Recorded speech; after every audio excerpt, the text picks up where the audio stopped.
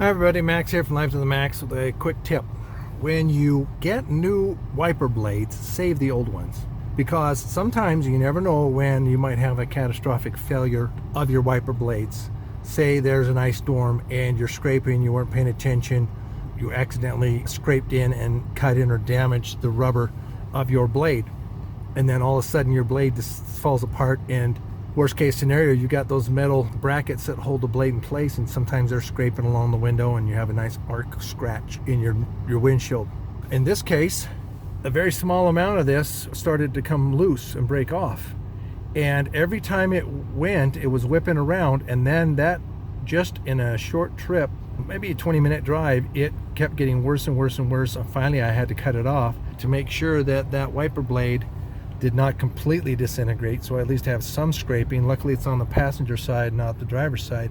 But if you keep the old blade, then you have a backup when you need it. It may not be the best, it may not squeegee perfectly, it may have that chatter that they talk about, but that's better than having one completely fail and now you can't use your blades because one side is bad and it's going to scrape or damage your windshield.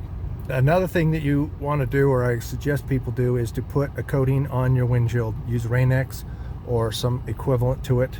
We're looking at testing some to see how well they work, but instead of having that smear and slime, you have that good repellent.